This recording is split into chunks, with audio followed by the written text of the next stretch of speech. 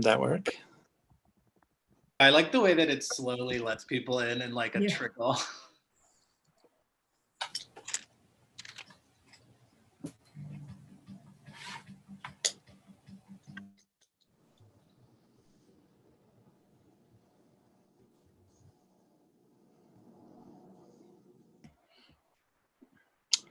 Well, what do we think? Should we give it another moment or should we jump into it?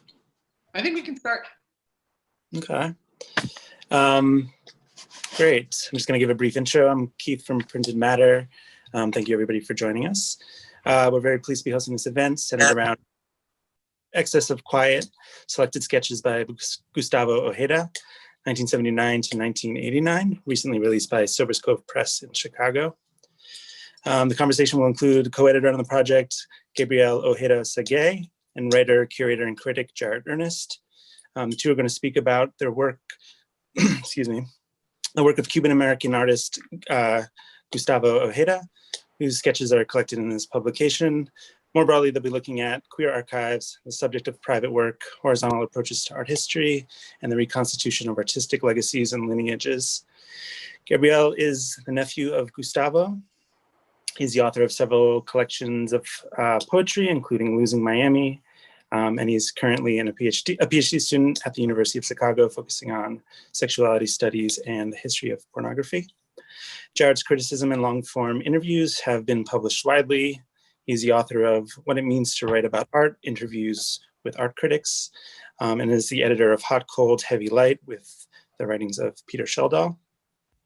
He is also the curator of The Young and Evil at David Zwirner in 2019, as well as Closer as Love, an exhibition featuring the Polaroids of Genesis P. Orridge. Thank you to Julia Klein from Sober's Cove for bringing us this book and putting together this event. Yeah, we're going to be recording the conversation and making it available via the Printed Matter YouTube channel following the event. And yeah, we also have, I should say, books available through the Printed Matter website if anybody's interested in taking a look afterwards. And yeah, I think we'll start with a conversation, probably about 40 minutes or so, and then open it up to some questions. If people want to drop any questions into the chat box sort of as we go, we can circle back later and select a few to answer. So yeah, I think that's all. I'll hand it over to you both. Thank you. Thank you. So I guess just to begin, I wanted to say thank you and how grateful I am to Printed Matter for hosting this conversation. And also to Julia Klein of Sober Cove Press for publishing this book and sort of brainstorming this event. Can you hear me okay? Yeah. I think one of the, Gabe and I were first put in touch through Julia, and I think that there are many reasons for that that are going to manifest over the course of this conversation. But maybe the nicest way to start is maybe, Gabe, if you could start by just explaining like how this book project came into being and what you wanted from it when you started it. Yeah, you know, it's funny, what I wanted from it is probably the last question that got answered. But, you know, actually in the catalog for your exhibit, Young and Evil, you say, I dove into a bunch of sources and then at the end I ended up with themes. And that's pretty similar. So I have lived with the art of my uncle Gustavo Ojeda for my entire life. My uncle was a relatively well-known New York East Village painter, mostly known for these kind of almost impressionistic nightscape paintings of the city at night, and exhibited with people like Wojnarowicz and Basquiat and so on and so forth. And I never met him. He died in 1989 because from HIV complications. But I grew up with a lot of his paintings because one of the things that happened in the aftermath of his death was that his art was distributed to family, inventoried, stored away. And there were a couple retrospectives in the years after his passing. But after a certain point, his work stopped being distributed in the field of exhibition. So, but it did live in my homes, and I was very close with his longtime partner Lester, who was an uncle to me as well. So, at a certain point in my life, Lester introduced me to the sketchbooks, which were something I had never seen before. And what was interesting about them was that there were nothing really like the paintings, but they shared a kind of tone. They shared a sort of mood, which was, as I've described it, a kind of like electric sleep, a kind of low grade charge occurring through all of them. So tranquil and meditative, yet also kind of pulsating and a bit anxiety producing. And when I saw them, I was just like, whoa, what the hell? How did I not know this existed? We've been working with the kind of little things that we have, but now I see this, and I see this big resource.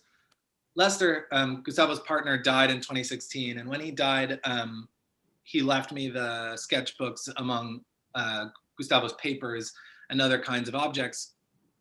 And I know books, and I don't really know the art world, and I don't really know the exhibit world. And so I kind of realized I had something that I could do, which was take the sketchbooks and arrange them to introduce Gustavo in, I started in the 2010s, now we're in the 2020s, reintroduce him through that work instead of the work that was once his kind of calling card.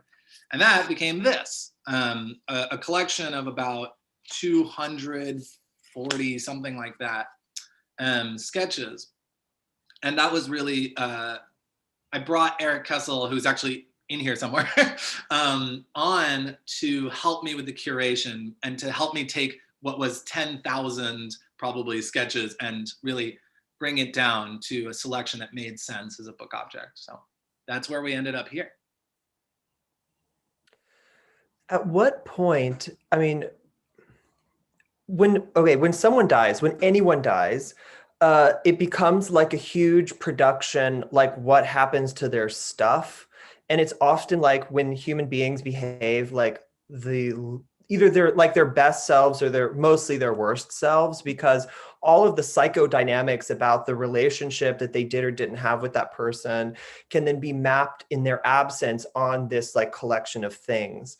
And because of that, the history of how artists' estates get moved into the future, how the works get valued or not valued, preserved or not, and the ways in which that happens is very like fraught and actually the result of like very real decisions that human beings make about them. It's like, and so the thing that I liked about this book from the beginning is it's like, this is someone's project, right? Like this book would not exist were it not someone's project to make it exist. There actually isn't, there almost, and I mean this in an extremely positive way, but it's like there's almost no audience for this book. Like there's no fair. There.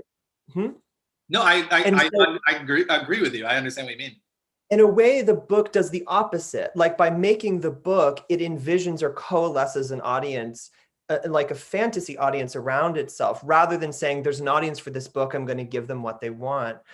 And so I'm wondering, at what point did you look at this body of work of your uncle and start thinking about it as something that you really wanted to take on as a project, rather than to say like, I love this work, I understand the importance of this person in my family, but to take that extra step and say, no, I'm going to make sure that this work has a life? Yeah. I'll answer the direct question in a second. I mean, I think you're totally right to mention the unfortunate drama and logistic hell of estate things. And I think, people always say like, oh, art, it's who you know, but it's also who takes care of your shit. And Gustavo was very lucky actually that Lester and his friends, when he passed away, inventoried a lot and took digital slides of all of his paintings, millimeter slides when he died, and kept the sketchbooks and organized things. And even though my family, which for various reasons that we don't have to get into, couldn't really do the work of exhibiting or distributing or circulating the art, what Gustavo's network did well when he died was keep things. And basically, when it became a project was when I realized how much was actually there, because I always kind of thought of my uncle's life narrative as kind of like interrupted or incomplete or sort of broken in some way. I thought like, oh, he was an artist and there was success, but oh, you know, things happened. And I realized that that wasn't really quite true, or it could be told differently, in the sense that there was a lot of this material that existed that needed to be cared for and curated a bit differently now to achieve something else. And so I really agree with your estimation that the book imagines an audience. However, I also want to say, and I'm sure that this has been true even for your own curation work with The Young and Evil, which is from an earlier time period, so there's less kind of living people with stakes in those collections. One of the real experiences of putting this book out into the world is accidentally meeting all these people who already knew Gustavo, who knew his work that I didn't know, because, you know, some of these relationships are just not on paper. So though I am imagining an audience and trying to kind of fight to coalesce an audience, I'm also realizing the self-selected audience that is already there, and they're coming into conversation with me, who has been separately putting some stuff together and trying to put it back out. So there's these kind of cross communications where I end up meeting somebody and they say, no, I did know that scene, and I did know him, and I did know these people. And actually, did you know he did this? Did you know he exhibited that? So it's kind of ongoing process, I think. Yeah. So maybe I don't want to, I'm going to ask this question again, but, and like, I don't mean to make it too personal, except for that I mean it to be personal, Sure. Which is, I think to say that this is a project about your relative is a kind of shorthand that seems to provide an answer that isn't actually there for me, which is what really, with your own project as a scholar, as a poet, as an artist, as a human being, what was it that connected you to this work and to reconnect with your uncle whom you never knew in this way that led you to want to make sure that this work had a life? Sure, there's a few things. I mean, the first is that my father and my uncle had a relationship that heavily parallels my own relationship with my brother. My brother's a musician, my father was a musician, and my father was a music librarian and a historian of Cuban jazz music. And Gus was a kind of like independent artist. And so first of all, there's the gay connection. Second of all, there's the connection that when I saw the sketchbooks, which also included kind of scant journal entries, which are left out of this book very purposefully, one of the themes I noticed is a statement that, especially as Gus got sicker, that he felt kind of disappointed in himself, that there was not enough output, that there was not enough productivity, that he wasn't as successful as he thought he could be or should be. And I'm a working artist myself, not in the visual arts, but I'm a poet, and I publish books of poetry, and I, you know, do that kind of social engagement that Gus once did, just in a different field. And I recognize a lot of that anxiety, but I also, as a person in a different period of time with a different perspective on the work, I just saw that he was wrong. And not wrong to himself or to his own feelings of productivity, but wrong in the sense that there was so much that counted as productive now, or that could count as productive, that didn't count as productive to him. And what I saw in the sketchbooks was a kind of volcanic, like dormant volcanic potential.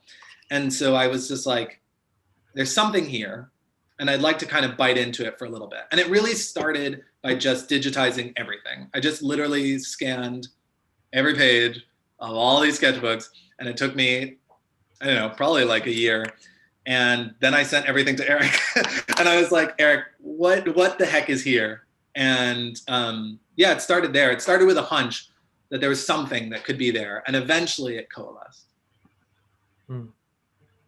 I think the thing that I loved about this book when I've spent time with it, and I think it really is a beautiful book, but at first, when you look at it, I mean, Sketchbooks are a very particular thing, and they're very rarely remarkable in the ways that we're trained to understand individual works of art as telegraphing um, like artistic achievement, because that's not what they're about. What they're about is almost like a way of thinking, or like a way of being present in a space in which you are relating through a line your perception, I mean, your visual perception with your like consciousness and your bodily perception in, in the moment that you're making the drawing. And so what I think is really powerful about the number of drawings that you brought together is that going through all of them, you really do start in getting this sense of a kind of consciousness, or like a mind of the person who is making the drawings, that far surpasses the like quality or skill of any one of the drawings, like any given drawing, although they are very beautiful sketches. Mm-hmm. And so I want to know more about your experience of that. Like I mean, you said as a poet, you said like, I know books, even if I don't know exhibitions. And so in this particular book, what was it that you found when you brought together that either showed you something else about the work, or about what the project itself is, that you might not have thought when you were approaching it? Yeah, I'm gonna show an image, because I want to show this sketch that struck me as kind of the source of my hunch first. So I'm just gonna quickly share my screen. You might see yourselves for 1 second. Oh no, I'm so bad at this. Where am I? Sorry, I'm lost inside of my own thing. All right, so here's the sketch that I'm referring to. When I saw this sketch, what struck me was the instability of the figuration. So the fact that it was clearly kind of drawn over and worked over and erased, and the fact that a lot of the figure was coming from basically like one line, just connected across a lot of the features of the figure. And this sketch for me captured a lot of the themes that I was seeing in the book. And I agree with you that one of the things that characterizes this book is that the sketches work better together than they do apart. And that their remarkability is actually based on their collectivity, and the fact that they're being kind of refound as a body of work, rather than as pieces that are, capital G great. And for me, this sketch was one of the first ones that I saw that I was like, I'm seeing something about representing a body, and I'm seeing something about the practice of representing that body, and how tenuous and troublesome and difficult that is, but how the result, partly because of its incredible fractured nature, has a different kind of shine to it. And I think I'm going to stop sharing my screen now. I think this is one of the reasons why I wanted us to be in conversation, right? Because your recent exhibition work, specifically on queer modernism, is really about bringing these private pictures, portraits, photographs of the body into a new kind of collectivity. And so that same kind of, like the work of somebody like George Platt Lyons, or the paintings of like Paul Kemmis, that feels really in dialogue with this work, because there's a lot at stake about getting the erotic right, or representing the erotic in some way, but also it's like not exhibited, it's daily, it's practice, and I mean practice not in the artistic sense, I mean practice like you practice towards something.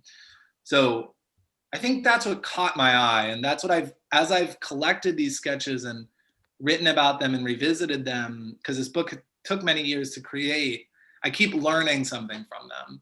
And so one of the things that I hope comes out of their publication is that both for an audience that knew Gus, or that cared about his work before, and for an audience that has no idea who this person is, there's something that signals not just a vast potential, but also a maker who was struggling and successful because struggling over these kinds of things. Does that make sense?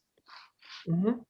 One of the things that I really love is particularly, okay, if one were trying to resuscitate a career, I mean, because there are many, when you start actually mucking around in the archives, there are many people who have careers and they have shows and they're friends with all the famous people and whatever, and you never hear about them. And that's not unusual, that's like normal. Yeah. Let's actually like, and actually the reason why you know some things and not other things is like frighteningly arbitrary, and usually it's about like the relationship of the people who are entrusted with taking care of the thing and the relationships that they have, etc.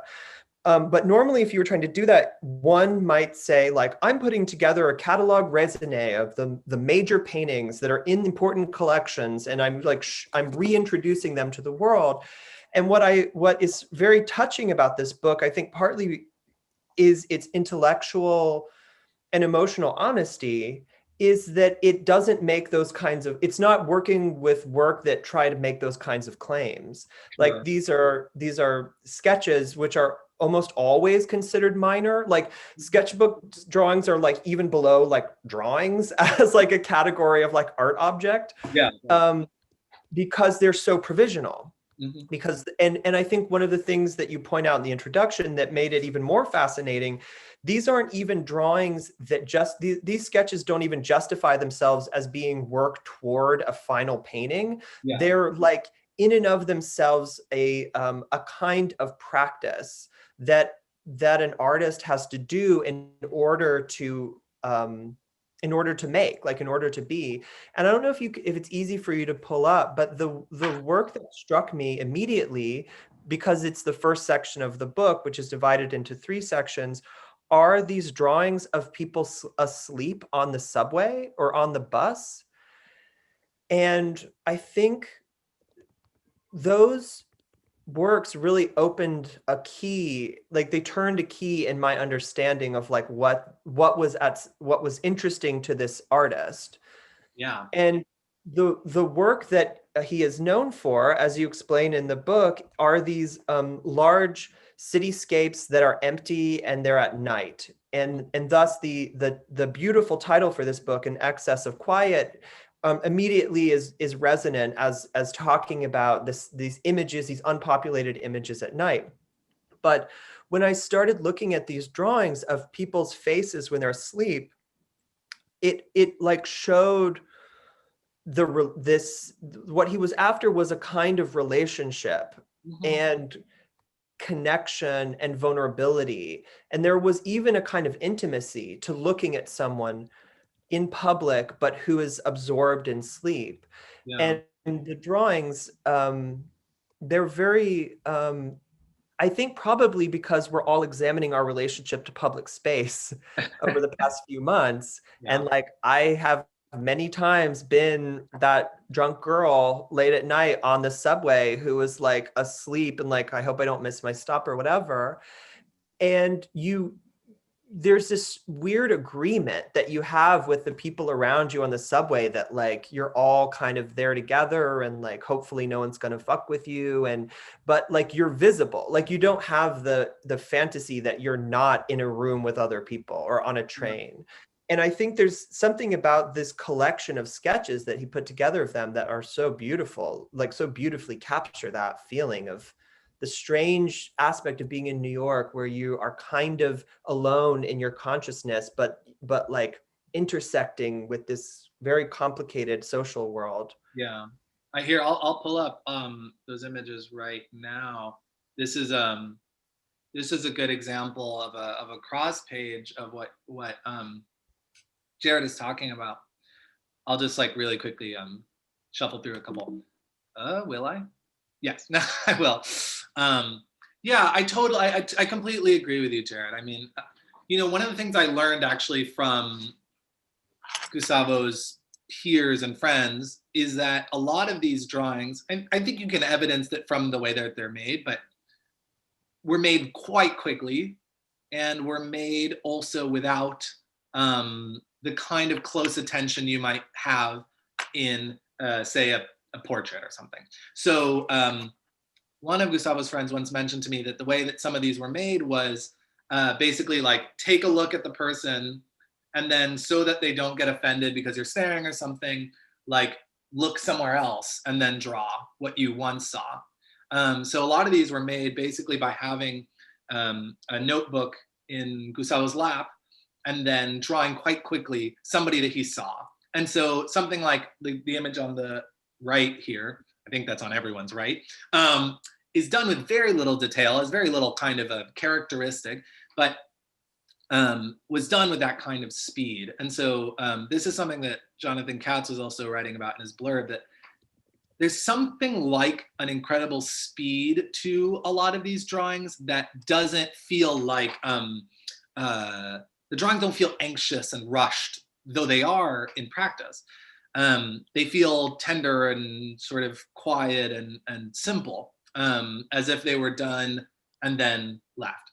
So I think something I want to say is that that's one of the things that was really appealing to me about these sketches, is how much they didn't lead to something, or they didn't lead to something else. I mean, they were there to be sketches, which might have been just a way of going on, just a way of being in public space, you know, the kinds of things we do to take comfort in public space. I end up, you know, like writing notes on my phone, for example, or something like that. But I agree with you that there's a kind of connection to other people. And I think something that Eric and I have talked about, but that isn't particularly written through in this, in my introduction, is that a lot of those public transportation sleepers are Black or Latino. And so Gus, who, like myself and like most of my family, is like a Cuban American, was really focusing on a kind of, what's the word I'm looking for here? He was engaged with whoever was there, and there's a kind of like the bad word for it, the like Whitman bad word for it would be like a kind of like democratic whatever, just who is around me.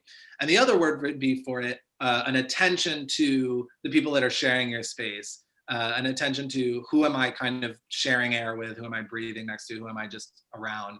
So I'm really interested in what Gus's figuration is like, because some of the sketches are much more traditional kind of nudes that were done in a more portrait style. But I populated, along with Eric, we populated the first kind of chunk of the book to just be those sleepers, because it was, to me, the most unique kind of feature of the sketchbook. It was something that you wouldn't find in other sketchbooks.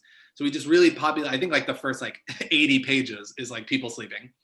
And then we went, you know, so on and so forth. So, and I think this is something that like draws together our concerns, because I feel like one of the things that you've been writing on or working on exhibit wise is like the idea of, I'm going to take like a fashion word here, but the idea of like the basic, like something that you just like, that is sort of fundamental, lived with, practiced in, lived in, I guess, as a form of art, because it's not what is like lives as the great art object. You know, the basic is almost never going to be the great art object. And that's how I kind of think of these sketches, as almost like a kind of basic in some sense. Does that make sense?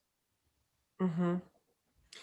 I guess one of the ways that dovetails with something that I'm curious about is you are a poet and you are a scholar, and your scholar has to do, like, your scholarship in terms of pornography studies and history of sexuality, like that has a particularly precarious relationship to archives and how things get saved or not saved or remembered, and the stories that get told about them or with them. Mm-hmm. And I'm sure that this in many ways seems like a discrete project, which is separate from your scholarly work.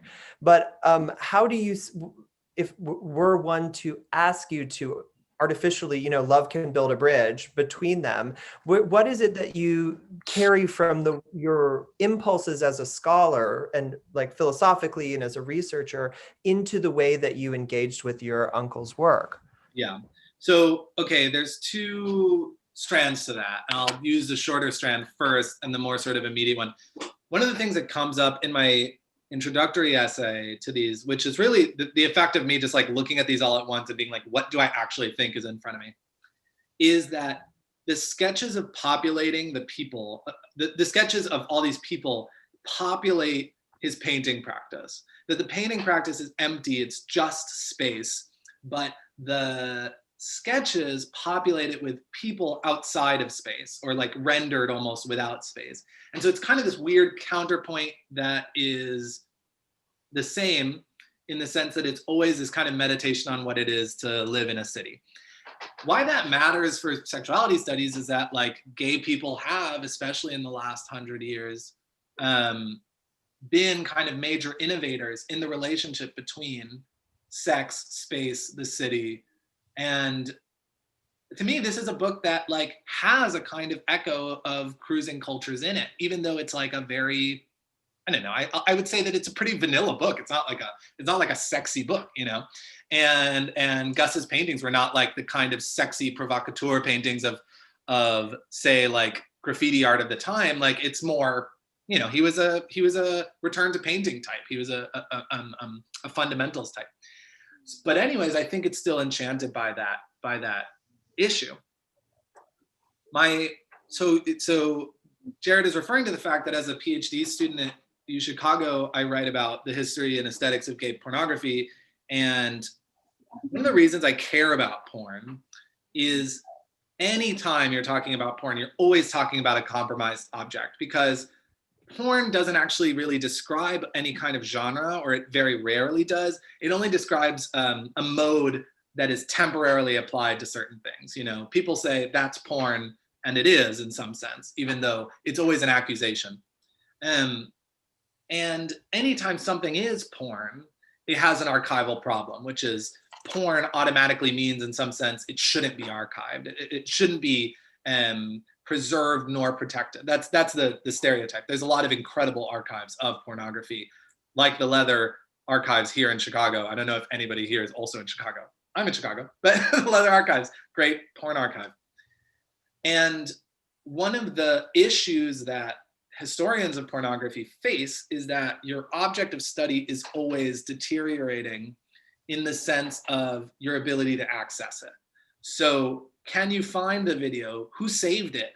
Was the distributor of that video actually the distributor of that video, or did they use a pseudonym because there was a ton of legal issues? It's not a secret that much of gay pornography for a long time was funded in part by mafia affiliations, and therefore that poses problems as an archiver.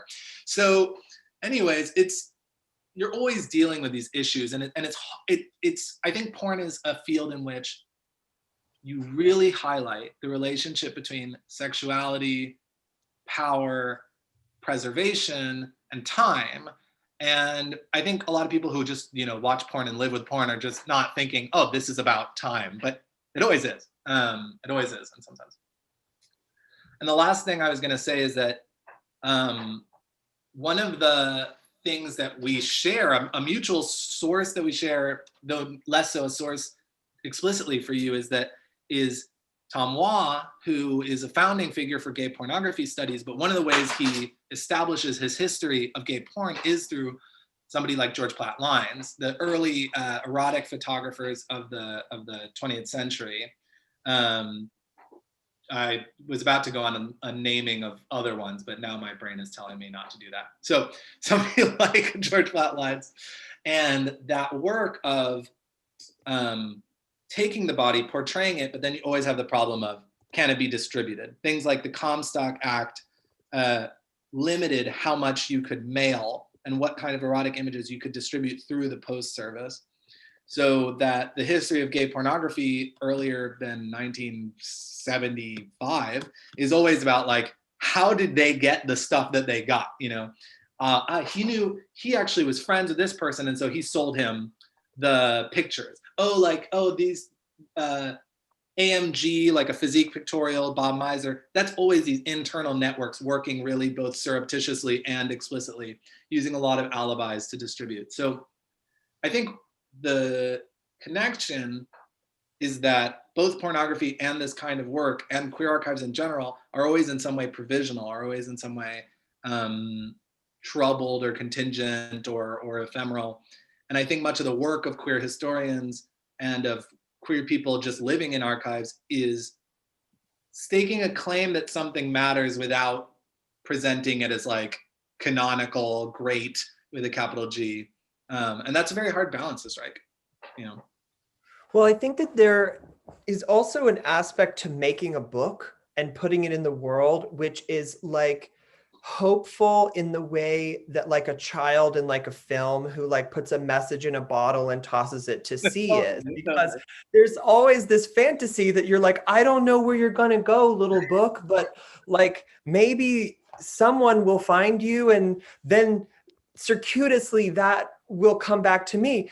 And I think that that's one of the reasons why I really was happy to be introduced to you and to collaborate on this conversation with Julia at Sober Cove, because just as a little plug for this publisher, I really feel that the kinds of books that they're publishing are those kind of little hopeful messages in a bottle for the future that like don't really make any sense other than this very specific set of people thought it was worth doing. And which is actually the way that like anything gets done, but we like naturalize the forces of intellectual history as though, you know, it unfolds in some way that makes sense, which it doesn't. And so I really have treasured a lot of the publishing that Sober Cove and Julia Klein has done. And this book is such a perfect example of it, because you don't know, like one can't imagine the world that this book will be found in 20 years from now. But by making it into a book, you make available the possibility that it can be received in 20 years or 25 years, when the discourse that we have around art is completely different, and culture and politics and identity, et cetera, et cetera, et cetera. And so in a way, to me, it's just like the most like nakedly tender-hearted gesture to have done this. I appreciate that, and I I agree with you, because I mean, as a poet, I'm never making money on anything, and there's no audience for anything. So I deal a lot with that message in a bottle issue, and sometimes it's just like I always say. I think with the poetry, I've always said, well, I'm putting it out because I want to freaking put it out, and everybody's gonna have to deal with it. With this, there's a slight difference in the sense that I knew that there was a community around this before. I knew that I had, you know, the evidence, the care I was shown that there was a community that rallied around not just Gustavo's art, but that Gustavo rallied around other people's art, and that there was a scene, and there was a real social circle. And I think one of the things that's hardest for people like us trying to recuperate queer history or queer historical moments, especially coming from the height of the plague years or something like the modernist period, where there's a lot of loss, is how do you recover the social circles that were there? Because sometimes you can recover the art, sometimes the art gets cared for. Social circles, not so much.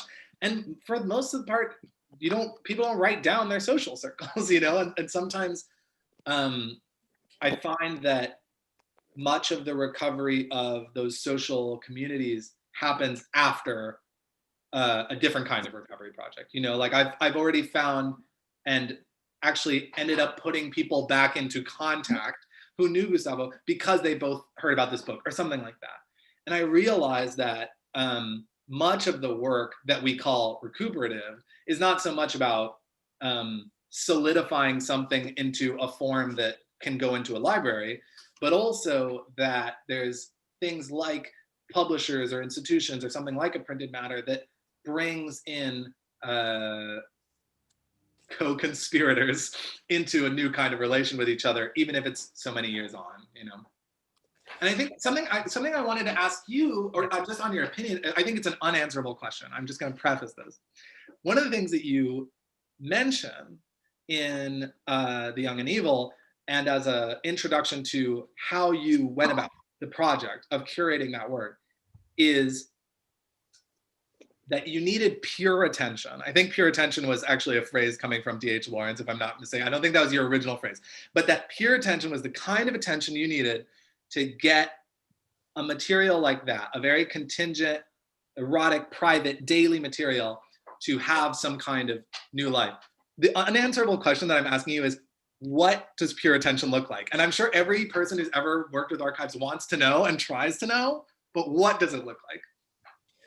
Well, in the case of that line of D.H. Lawrence, that comes from an essay that he was writing about Etruscan culture, and there is like nothing there. Speaking of an archival problem, like there is not textual sources except written by the people who were like the enemies of the Etruscans. So it's like all the Roman stuff is like the Etruscans are barbarians and they're this and they're that. So you know that you take that as like a very skewed perspective, and the language is not deciphered. And so you just have a bunch of stuff, and the stuff was prized very early on as like exotic trophy, extremely elegant. And so then there's endless numbers of copies of the stuff. And so what Lawrence was doing in the 20s was he was like had a kind of Etruscan obsession, and he was like, well, how do you write this history? Like, how do you start accessing the story of these people whom you will never know, and you don't even know anyone that could possibly know what they were like, and because it was thousands of years ago. And so he basically finds a kind of mystical answer, which I think is probably the answer that you have if you are engaged with cultural objects on a certain material level. Is like he said, if you he said it's almost like a form of divination, in which it doesn't matter what you use, whether it's tea leaves or like eagle entrails or like looking in the fire, but like if you use this phenomenon to devote yourself to paying attention to, you can like divine some kind of information about it that comes from, you've got the direct connection to the great mystery. And so on one hand, like that's really kind of goofy, and but I find as a tool, what's useful about it as a tool is that it doesn't say this is hopeless. Mm-hmm. This says you can try and tell this story. You can try to tell this story differently than you seem able to, through a certain kind of devotion and imagination. And in terms of what that looks like, the other line that is like my mantra that is related to this comes from the French philosopher and mystic Simone Weil, who said in Gravity and Grace, absolutely unmixed attention is prayer. And so to me, that is a lot of my attitude towards dealing with stuff. It's like, one, how do you find a way to tell a story that's different than exists, that allows the people involved who are not you to be as complicated and full as possible? And stuff is one way. I mean, I really like what you were saying about it sounds like a very healing process of like meeting these people and connecting them, and you enter into this story that precedes you. And it's not like you can fill the hole, but there are ways that you can take threads that were artificially broken, or necessarily broken because they always get broken, and kind of reunite some of them. Because I think, a very close friend of mine died in March, who was an artist who I was very close to as a person, but also as a writer. And what I realized was, when that person dies, we all had very different relationships with who this was, and had different understandings of who they were. But she held together this very complicated network of ideas and experiences and people and relationships. And when she was gone, that web had this big hole in it. And now we all had the choice to try and make new connections across that web to hold it together, or just kind of pull away. And so I think that my interest as a writer is a historical interest precisely in that problem, where it's like, what does it mean to try and forge new connections to maintain some semblance of a shape? That's such a good answer to the question, and I have no real follow-up except for the fact that I like that you use the word stuff, because it's a non-technical term, but it is totally the feeling sometimes when you're in it, because there is just an enormous amount of stuff.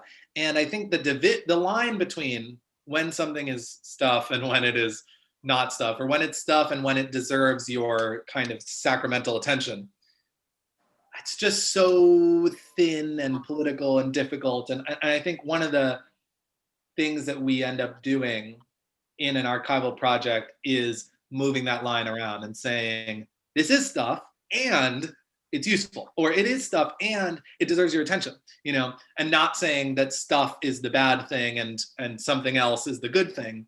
But not to sound like Miranda Priestley, but the pile of stuff is incredibly useful in certain ways, But I think, yeah. Yes? But I think somebody just is not muted. One of the things, we've been referencing this project that I did, Young and Evil, a lot. And just to explain to people who don't know, like I curated an exhibition that was about like very, very erotic, a group of friends who were writers and artists and dancers and who made very different kinds of art that was largely representations of each other and also very sexualized. And I did a show, and for me, that was a narrative problem, that was a philosophical problem, which was how do you deal with this stuff in a way that emphasizes the social milieu, like the erotic, emotional, intellectual connections between the people, rather than put a bunch of paintings and photographs on the wall. And one of the decisions that I made about that was to include, I had a lot of vitrines because I'm like a vitrine queen. I love a vitrine. But I had, usually what goes in vitrines is not art. And then what goes on the wall is art. And it was very important to me that there was like a lot of just actual art in the vitrines that was indistinguishable from the things that would be classified as non-art. Or like, for instance, like a pair of like enamel Vidura cufflinks that Monroe Wheeler gave to George Platlines as a present.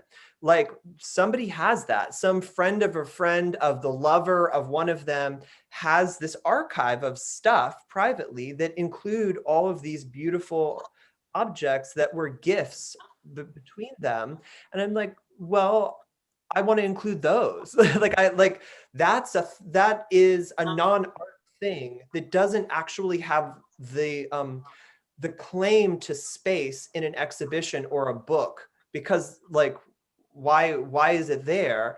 But I was like interested in trying to undermine those kinds of normal exhibitionary logics as like a mode of storytelling. Yeah. And so in a sense, I guess that helps explain like why I was so felt such an affinity for the gesture of the nexus of decisions that your book represent. Mm-hmm. Yeah, that's great. And also you should immediately bumper sticker Vitrine Queen, by the way. Vitrine Queen? You should just copyright. The last thing I was gonna say, and then I mean we can do Q&A if it feels right, is oh my God, my brain just erased the last thing I was gonna say. Oh, the last thing I was gonna say is that one of the most lovely things to come out of the difficult dealings of estate crap is the people who knew Gus often send me pictures of things that they have that were his. Nobody's going to send me like the things themselves, like, here you go. But they'll say, I have a picture of this. And it's sometimes a sketch, sometimes it's a drawing that he made for them, sometimes it's an entire painting, sometimes it's just like a thing, sometimes it's a ring, and those objects that people are still carrying feel really, they have a real demand on the present. And it's never far away from my mind that for a lot of people, those objects are incredibly powerful. I never met Gus, so my relationship to him is always in some sense neutralized by the fact that I just exist at a different historical moment than him. But the other thing that I was going to say is how much stuff that Gus had that just was stuff that other people gave him and when he was alive. And I just want to like very briefly shout out Visual Aids, who has been an amazing partner for me on this ongoing project of dealing with Gustavo's enduring legacy and digitized a lot of stuff for me and has been amazing. But one of the things that they made accessible is that I'd see this stuff that was in his papers, that Lester kept for years, and it would have a name, and I'd be like, who is this person? And so often I would find that Visual Aids had an archival page for these artists, now gone, who were in Gus's social circle, who said, hey, here's a sketch I made, I'm gonna give it to you with a little signature. And I'm like, who is this person? And I have found so many artists that are exactly in the same situation as Gustavo, where maybe there's somebody who's cares about this work and is upkeeping it in some way. And sometimes it's as thin as there's a few paintings on an archival page on Visual Aids, and that's, the internet presence of them. And so I feel like I've continued to learn how many people are in the same kind of situation and how much an institution like Visual Aids can really affect the continued stream of that person's, I don't want to say legacy, but just continued artistic life in the present. So yeah, that's all. So my last question for you before we ask questions from the people who are assembled here, how has working on this project and its attending issues changed your own relationship to the stuff in your life and the way that you keep ephemera and archives? That's a great question. I haven't thought of that before. I think, well, first of all, I have been anti-drafts for a long time, writing drafts. I have always been a get rid of everything except for the stuff that I put out into the world. I am like a big delete files on my computer kind of person.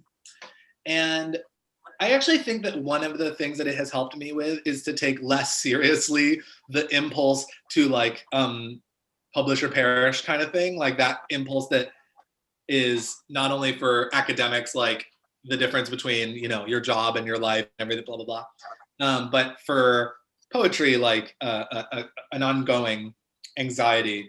And I also have found that one of the things that I'm kind of doing is keeping letters from friends. This is so random, I'm just gonna tell you this. I started a letter correspondence with my grandfather, Gustavo's father, who is completely deaf because old, and we can't talk over the phone, so we talk over letters. And I've been describing the book to him, and he doesn't speak English, so he doesn't understand my intro, so I'm also kind of describing the intro to him. And I've been in various letters saying, look, this is what the book is, this is how it came about, blah, blah, blah. And seeing his relationship to it is quite interesting. And so our correspondence via the compromised but wonderful USPS is, feels like another, I don't know, material instantiation of this thing. And yeah, I think that's my answer. Also, I had to really stop when Lester first passed away and I got many of the papers, I had to literally stop a voice in my head that was telling me that's junk and this is important, or that should be trashed, that doesn't need to be preserved and this needs to be preserved. I had to literally turn that off, because there was part of me that was just organize everything, label everything, throw the things out that aren't important. And then I was just wait a minute, this is so much more partial and compromised than I think it is, and I need to wait and see for a lot of this. So that's it.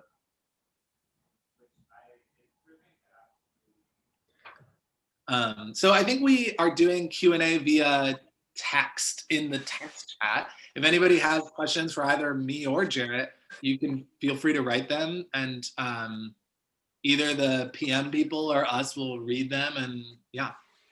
But I also just want to say, and I don't mean to be rude here, if you can mute yourself if you're not speaking, that would be helpful for people using speaker view.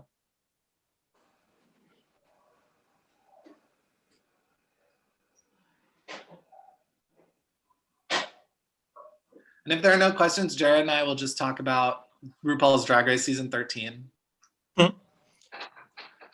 had one come in here. It says, Gabe, can you talk a little bit about your collaboration with Eric and his role in the project? Yeah, I don't know if Eric's still here, but he can also talk about his role in the project, but I will. Hi, Jean, one. Two, yeah, Eric came about once I had I mean, Eric is a dear friend of mine. He didn't come about at any point. He's a dear friend of mine, but also is an art historian at Yale. And I linked up with him on this project when I had everything digitized, but I literally was like, I don't know what the hell I have in front of me. And I think the thing that Eric really helped contribute to was a kind of like totally non-neurotic help to me, who was like completely neurotic and very biased about all this work because familial. But one, a non-biased, but also really like, I think, tasteful and organized reflection on what the curation possibilities could be. And so we did a lot of just like thinking together and a lot of phone calls and a lot of Skype meetings and blah, blah, blah, and spreadsheets, and eventually came up with a selection of about 200, which then became 250. And yeah, for me, Eric has been an invaluable resource to like making the thing called the curation of it, because once I had the inventorying and preservation thing done, I was literally just at a loss. So, but Eric, if you want to speak about the role, you are fully welcome to. You're on mute, my dear. Let me see if I can get 1 second here. I can apparently ask to unmute you. Okay. Did that work? Am I audible? Yeah, okay. I think everything you said is like totally, or that's exactly what I felt I was doing, I guess, in the process of it. Because we started in, I think, the spring of 2016. That was like when I first talked with Gabe about the scans and was going through what was then just like a really long Google Drive of all these images. So yeah, it was really just a process of like working through all of them. And then as we did that, I guess what are now the 3 divisions of the book, or like the interrelated subsections, sort of coalesced sort of naturally. And yeah, it was for me a little bit different in terms of my orientation to the work, at least effectively, by virtue of not being related to Gustavo. So I guess I had a bit of like an outside perspective. Also, I don't usually work on sketches, so that was new. Also, I like mainly work on photography and time-based media. So there was a lot of, I guess, a different perspective essentially that I was bringing in our conversations, but yeah. But it's true that we were both stretching our skill sets to get to somewhere. And I think we did a good job. And the 3 sections that Eric is referring to in this book, I won't do it by share screen, but like there's kind of the faces and people and bodies section, which is the bulk of the book. And then there's a kind of middle section that is people in discernible places, people contextualized around objects or around things. And then the last section is really much more like the preparatory sketches that an artist would have towards paintings. It's all like the nightscapes, the subways, the parks and buildings and things like that. So it's much more, that last section is supposed to kind of bring his paintings and his sketches into some kind of relation and show the spectrum between them. So that was the organization we ended up with.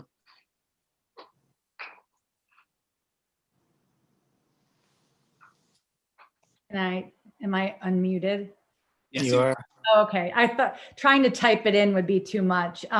So I run Soberscove, which published the book, which I'm very lucky to have published it. But so I wanted to thank Printed Matter and Keith for doing this event, and for Jarrett joining Gabe.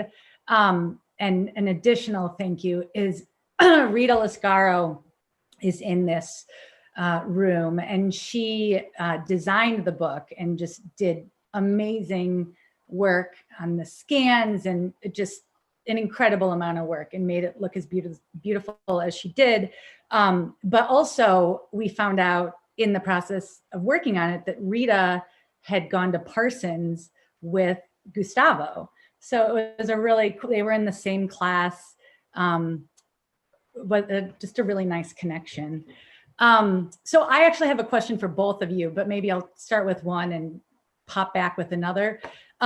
Jarrett, I wanted to ask you for the Young and Evil how did it start with the kind of minor material and you were like, oh, there's all this stuff and, you know, this could be the seed for a bigger show? Or did you start with like a painting and be like, I know there's stuff behind this and I want to find more? Or how did the mix that you ended up with, and was there a particular thing that started the whole thing, you know? It's kind of hard to locate, like all origins are sort of like fantasies. And so for me, like I found out about the group of artists that were in Young and Evil when I went to art school in San Francisco. And I was interested, I was interested in this like gay poet and dance critic named Edwin Denby. And through Edwin Denby, I learned about Lincoln Kirsten and I learned about Paul Cadmus. And I realized that there was this world, I mean, it was like the glimmers of this other world that was like American art history, that was all fags and it was pretty and like everyone was hot and had big cocks and like whatever. And like, and it had to do with dance and poetry. And I was like, wow, I wish that I knew about that. And so I was always on the lookout for, if I'd go to a museum, wait, why isn't there any of this stuff in the museum? But like, oh, there's a book. And so I'm like a very weirdo researcher because I research without any goal. Like I usually don't have a project. I'm just always researching. And then eventually it reaches like critical mass and it's like, oh, okay, now there's a project that I was actually working on this whole time. So probably like 15 years before, I had a little track about those artists running in the back of my head for about 15 years. And then a director at David Werner named Robert Goff, who is really smart and interesting, he was interested in these artists. And so he had sort of talked about pitching it to the gallery. And they were like, okay, this sounds cool, but we think you should get an outside curator. And like, I'm kind of in their orbit. And they said, why don't you ask if it's something Jarrett would like to do? And when he asked me, I was like, yeah, that's like, I'm ready. You know what I mean? It's like when the little kid in Sword in the Stone is like, I pulled the sword out. It was like, yeah, I'm there.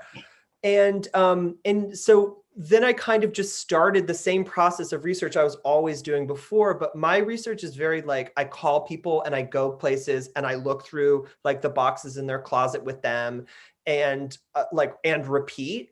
And so I think that that's kind of how that show became what it was, because when you do that, the weight of the relationships and the care that have gone into producing and preserving these objects is so apparent. And I was like, well, that's the show. Like, that's what's interesting to me. I don't care about like fresco paintings of like giant dicks. Like those are fine, but it's not like, that's not the emotional or intellectual locus for me. So, which is probably why I started asking Gabe that question where I was like, but like in a deeper sense, like, why do you want to do this? Like, what does this mean to you?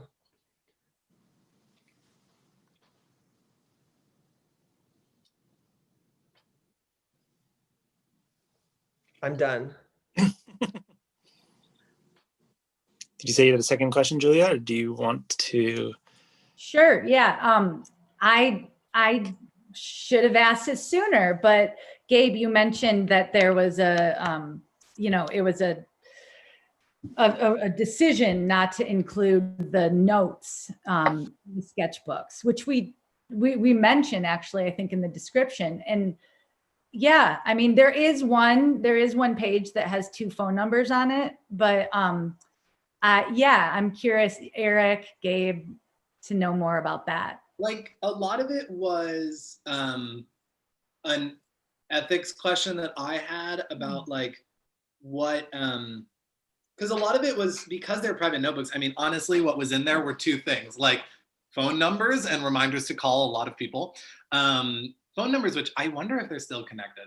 And second of all, like very emotional outpourings. And so it was not so much, I'm doing this, I'm doing that. And like, it didn't give a lot of interesting historical detail. It kind of only gave very emotional things. And there was a certain point, especially as he got sicker. And so there was a certain point where I felt that from an ethical standpoint, this was not really my business to publish, but I was also like, this is maybe not I didn't want this book to be lachrymose.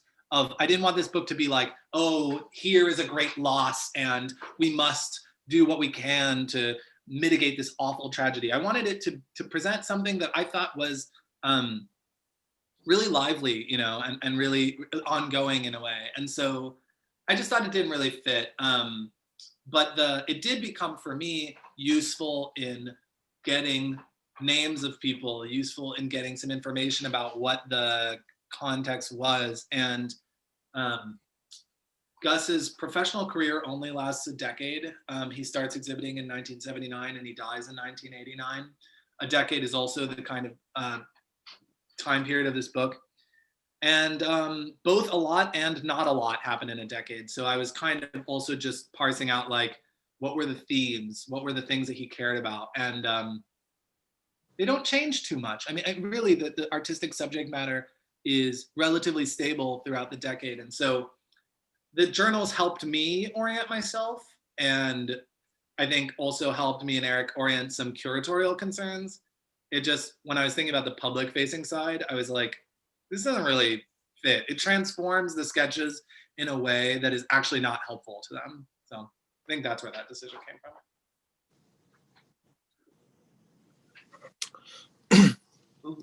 Should I read? I can read one off here from Corey Dixon. Sure. Do either of you see a useful or interesting example of artists today working with the themes you've spoken about? I've been spending time with the Louis Frantino exhibition that's up right now, and a few things you brought up rang bells for me. Absolutely unmixed attention as prayer, Etruscan history as a metaphor for histories written that might be accessed through a form of divination. That's great. Actually, you know, what's funny is before this, Jarrett and I had a conversation about the Wojnarowicz show. And I don't know if you, Jarrett, we want to get into that, but that's, I mean, the most popular example of somebody dealing, and I don't mean Wojnarowicz, I mean, the work going on around making the Wojnarowicz exhibit at the Whitney is very much the most popular example of somebody dealing with an HIV and post-HIV archive. So I care a lot about the work of Arthur Russell, and who is also a person who died in the height of the plague years and whose archives are really complicated but very well cared for. And I was doing a lot of deep diving into Arthur Russell as this book really solidified into its final form. I also care a lot in poetry about Carolyn Bergvall, who works on basically the relationship between language and documents and document making. And she has this beautiful book called Drift, which is all about the language problems of migration scandals in Europe over the last kind of 10 years or so. So she has a lot about Somali migration, a lot about the kind of xenophobia in certain European countries. And she also has this beautiful poem about the Parsley Massacre, which is a historical event in which the Trujillo's government in the Dominican Republic was massacring Haitians who immigrated into the Dominican Republic based on their ability to say the shibboleth perejil, and whether they had an accent on that perejil. And there's a lot of kind of documentary work that she does. So that's somebody who for me is super influential, both in poetry and otherwise. Well, I have a different question for you that is about this question, which is the way that identity is circumscribed with or in relationship to visual art right now is very specific. And the way that Gustavo's work relates to that is very complex, because at the level of subject matter, as you point out, there's like basically nothing there that engages with quote unquote identity, whether racial or sexual in those terms. So I would be interested in, like, obviously I'd already said like this book is about like some kind of future that we don't even know what's like, but how do you navigate the way that you see this book being taken up in those terms about how we like locate the concerns of sexuality or identity with the material form. Yeah, I mean, the way I think about Gustavo's relationship to his identities of being like Cuban, gay, Catholic, whatever, immigrant,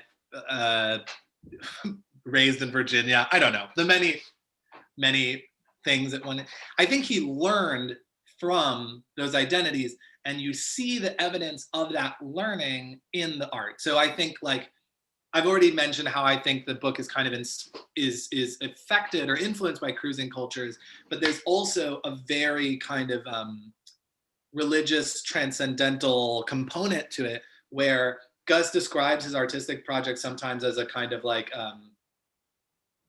taking what is in essence special or sort of elevated about a moment and being there for a kind of transcendent moment. And he really believed that one of the things he was doing in his art was capturing spiritual moments. So I don't use the word spiritual to describe almost anything. I think it makes it difficult to understand what you actually mean. No, I don't mean that politically. I just mean when somebody says it's spiritual, it's like, do you mean this way, that way, that way? Anyways, but he really believed that his art was spiritual in the sense that its impressionistic style was inflected by this kind of Catholic theological concern. So, and the one other way of answering your question is his art was heavily circulated by Latin American collectors in New York. So many of his friends were also Latino gay artists in New York at the time. And I kind of see that he was received pretty well in, for lack of a better term, like white American spaces like the MoMA or whatever.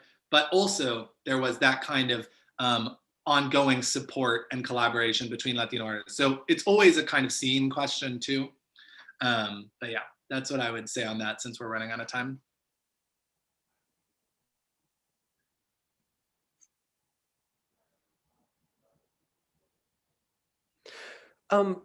I want to just like chip in one small thing because the person who asked the question like mentioned seeing Louis Fertino's show, and I think that I'm more interested in like whenever everyone feels good about something, I would rather it like the kaleidoscope turn a little bit and then we go like, oh no, all the parts are being reshuffled. And so I think part of the point of what I was interested in Young and Evil was that this was work that people were making about their like explicit gay sex with their friends at a time when it like was illegal and like pathologized and criminalized and like couldn't be like shown or sold. And I think that gave certain stakes to the formal decisions that were being made. I obviously, one of the reasons I wanted to do that show was to contextualize a lot of work that young artists are making now with the like rise of like quote unquote queer figurative painting. But I think that so much of that work to me now, it just feels a little bit like the air is out of the tires, where it's like, and why? Like, why do I care about the painting you did of some guy in Bushwick that you met on the internet? It's like, is it a good painting? Like the subject matter, like the thematics of it is not, and that's actually what I was trying to say earlier, where it's like, I mean, and maybe it's because I feel like if you're part of a community, it should be like your job to hold that community accountable and to try and like push it into like a different, like smarter, more interesting position. But I find the formulations around like queer subject matter and like queer intimacy in contemporary figurative painting like very boring.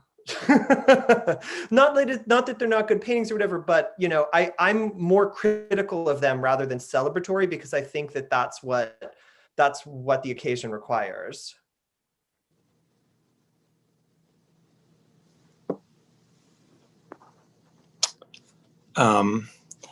Well, all right. I think we're kind of coming up to the end of our time here, but maybe if everybody agrees this is a good time to conclude, we can do that. But I wanted to thank Gabriel and Jarrett, as well as Julia, for bringing us this project. And yeah, what a wonderful, wide-ranging and very lively and generous conversation. So thank you all.